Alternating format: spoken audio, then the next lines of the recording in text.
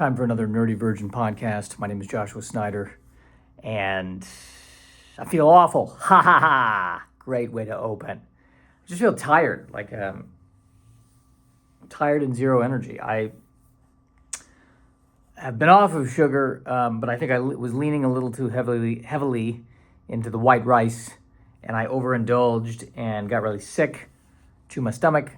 So the past 2 days, it's been like zero carbs of any kind, and I'm feeling it. I don't know if I have the energy to carry on with what will surely be a 10 to 12 minute podcast. I don't know. You and I will find out together. So, outside of that, I'm feeling, my usual anxiety. You know what I mean? Like, even if things are going well, there's a part of me that's when the part of my brain that's like, what's coming next? That amps up. So I'm kind of in that state right now a little bit. So I guess things are all right.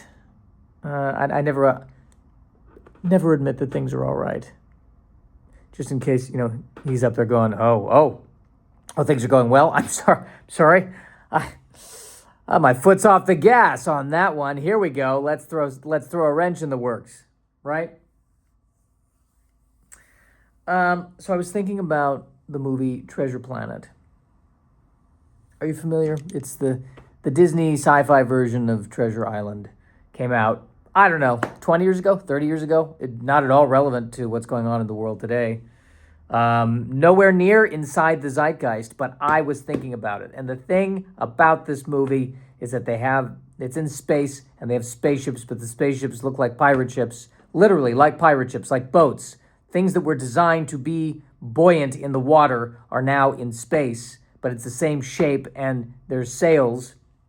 And the thing of it is that really sticks in my craw is that the ship is exposed, the deck is exposed to space, but they're okay. They live. It totally open to space. Now, at one point, they do explain that the ship has artificial gravity, and that's fantastic. But is that going to keep the air and the pressure and all of that there? They never really explain that. So, and I just needed one line, like, no, turn on this device and we can breathe somehow. It creates a force field. I just need a force field. I just need a force field to feel okay with the premise. But there did not appear to be one. And they're flying in space, totally exposed to space, and everyone's fine, and I'm the only one that's still concerned about this. I guess it didn't seem to bother audiences. The willing suspension of disbelief on this one is a bit too far. It's a bridge too far for me. I explain this to people and they stare at me like, what's the problem? It's a movie. It's just a movie. What's the problem? What's the problem? You just can't, listen, I know plenty of sci-fi movies bend or break the laws of physics. I get it. There's no sound in space, and yet in Star Wars and Star Trek, you hear the ships. I understand. I get it. I do get it. But just when it's so blatant, blatantly wrong. Just blatantly wrong. I try to tell people. I try to tell them, just why don't we throw this in other genres of movie, okay? And see if this holds up. Okay, let's take a sports movie, right? Sports movie. You got the high school team that could, right? The little high school team that could, and they're playing football, right, against the big opposing team, right? It's the big game. And the quarterback throws a football, and the running back is running, and he's running. He's gonna get it. He's gonna catch it. Is he gonna catch it? Is he gonna catch it? And he jumps, and he catches it, and he just keeps going farther and farther and farther up through and everyone's kind of. But he catches it in the end zone, so he gets a touchdown, But he keeps going up. He keeps going farther and farther up into the atmosphere. But no one notices because they won the game and they're really excited, and he's excited too. But he's gaining altitude for no conceivable scientific reason, just gaining altitude. But everyone's really excited, and they're waving at him, and he's waving at them, and he's 1,000 feet in the air now, 1,000 feet in the air now, and they're still like, oh yeah, we did it, we won the game, yeah, that's fantastic, it's amazing. Did you see that? Yeah, he jumped and he caught it. Oh my God, this is amazing. And now he's in orbit. Okay, he's past the space station. He's still super excited. This is the highlight of his life. He won the game. He did it. No one thought he could do it, and he did it, and he won the game. And it's been days. And his parents are like, "Oh, aren't you? Isn't that amazing?" Yeah, it is. It's really amazing. Wonder where he is. But you know what? It doesn't matter where he is. What matters is that he won the game. And this doesn't bother anybody. No, you're all fine with this. Maybe the analogy doesn't make sense. Okay, so it's a romantic comedy, right? And they're falling in love and they're walking by the lake, and then they just start to walk in the lake and they start breathing underwater. They're not mermaids. This is modern New York City. Everyone's normal. They just never explain it, and they keep talking, and then they walk back out of the water, and no one notices anything. No one says anything. We're just all okay with it. That's not going to irritate you just a little bit. But maybe, ultimately that's my problem. I can't let these things go. I can't let these things go. What if it's all right, what if it's a biopic? All right, even better. It's a biopic, right? It's a biopic about like Bruce Springsteen, right? And there's a scene, and this is true to life. Bruce Springsteen signed off on this movie. No, this is his life, okay? And there's a scene where, Bruce is talking to his manager, and suddenly there's just no floor. They're on the 5th floor of a building, and there's no floor, but they're just floating there. And they're talking and they're floating there. And this isn't magic realism. This isn't, we're telling the story of this guy in a unique and crazy way. There's just suddenly no floor. No one notices anything. They walk as if there is a floor, but there is no floor. And they leave the building, and then the rest of the movie, totally normal, and just nobody notices, nobody says anything. That's not going to take you out of it. That's not going to take you out of it.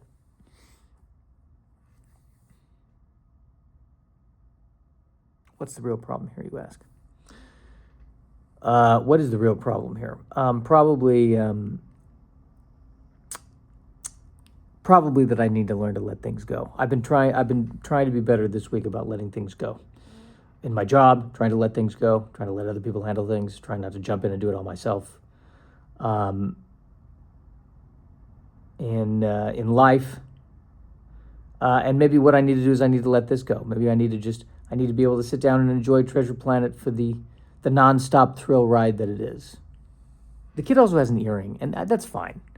I never had any desire to have an earring. I just, with all the needles that have to go in me and will have to go into me, I don't need another one. I'm not big on piercing any part of my body for any reason, and there's already going to be enough of that. I don't need one more. You know what I mean?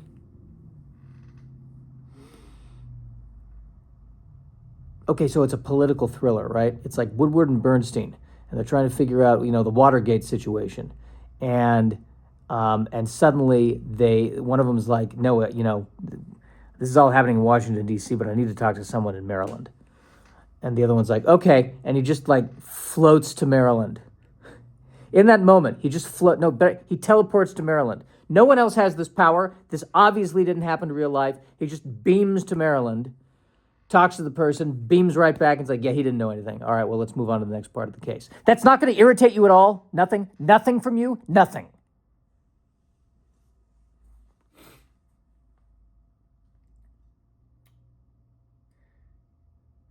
I probably need to talk to a professional. I think that might be a good idea at some point. Yeah, probably. I just, it's about being able to let things go, man. It's about being able to let things go. So much that I need to work on. So much. I can't even begin to tell you. So much. How far are we at? This feels light. Oh my goodness, 9:56. All right. It's enough for today. That's enough for today. Right? That's enough for today. So it's Bridgerton. It's the next season of Bridgerton, right? Bridgerton, right? And the prince is in love with the handmaiden who's pretending to be a princess, and will he find out, and what have you? And they're in the garden, and she's wearing the mask, and they're kind of flirting, and they're dancing around the issue, and just all of a sudden there's a horse with a jetpack that just lands totally out of there's no reason why there would be a jetpack, and that's never been stated anywhere that this is anything other than a historical romance, maybe with some basic fantasy elements, but not even really. But there's a horse with a jetpack just landing. And the horse is like, does anyone want to go to Chelsea? Anyone want to go to Chelsea? I can get you there in like 10 minutes. And they're like, no, we're good. They're not, and by the way, they're not thrown by this. They're not thrown by the jetpack. Like, oh, it's fine to have a jetpack in whenever this is, the 1800s.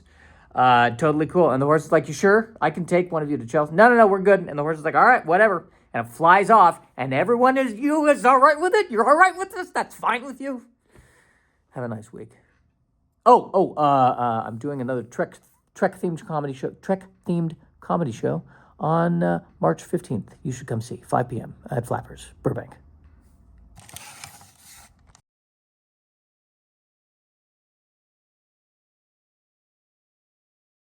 Soon, Lord Vader, the galaxy will be ours.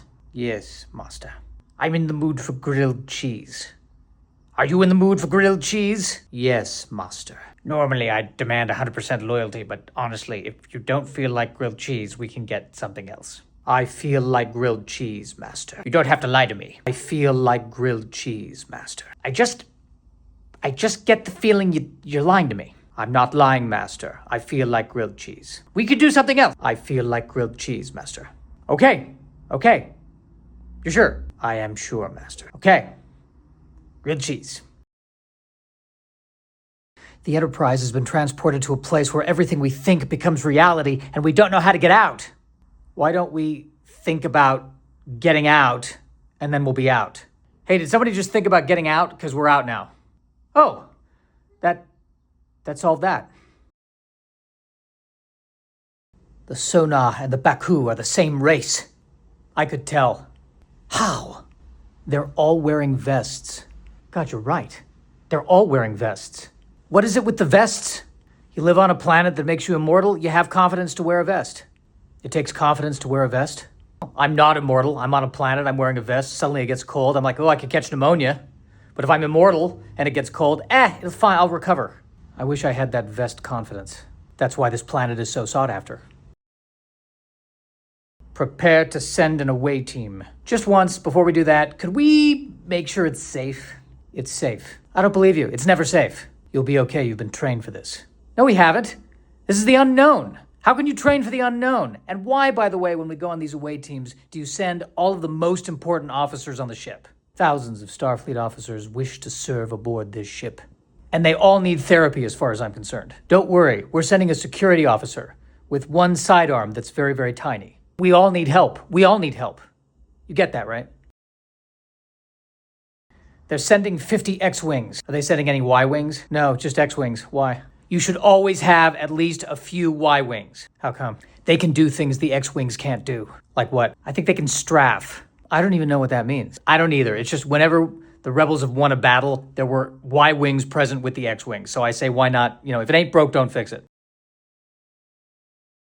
Excuse me, Batman, could you turn up the heat? It's kind of cold in here. We are in the Batcave.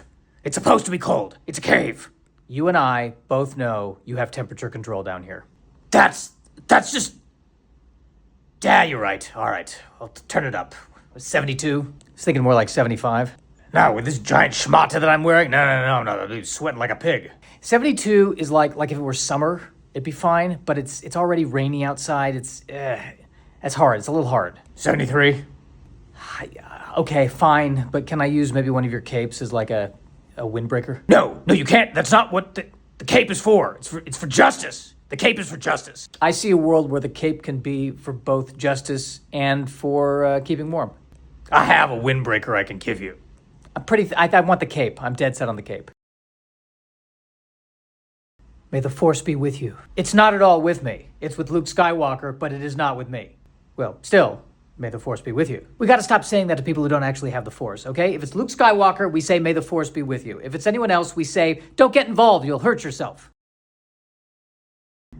The kid will outlive me by centuries. I won't always be there to protect him. Okay, Mandalorian. First of all, is he a kid? He's been alive for 60 years. He understands everything we're saying. He can use the Force. I think at this point he's like in his 20s. He needs me to protect him. He has routinely saved your life multiple times. If anything, I think he needs to start paying taxes. I don't see why you're getting so emotional. You know he has a side hustle.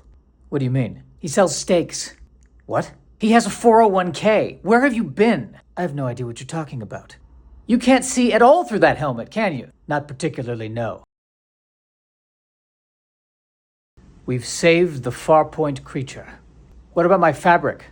Sorry, Dr. Crusher, what were you saying? When I was down there in the station, I was trying to order some fabric. The entire station was being held against its will. It was a giant being. You're saying you want me to ask it to make fabric for you now? I mean, it could manifest fabric out of thin air. Why not? The last thing we want to do is force it to do something it doesn't want to do. Maybe it liked making fabric. Nobody likes making fabric. I'm sure there are plenty of people out there and beings and aliens who enjoy making fabric. Okay, we could ask it. It just found its mate. It's flying off with its mate into the abyss. I'm not asking it to. We'll get fabric somewhere else. It was the perfect fabric. As ship's counselor, I recommend caution. That's great, but can you swivel your chair a little bit away from me?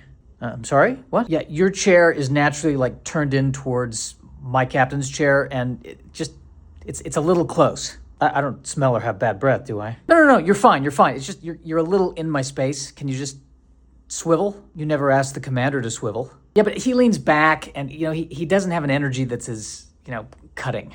You're saying I have a cutting energy? I don't mean that in a negative way. It's just like you got this intense kind of, telepathic thing going, and just swivel. I'm not swiveling unless the commander swivels. Can you swivel? Don't bring me into this. Do me a favor and swivel.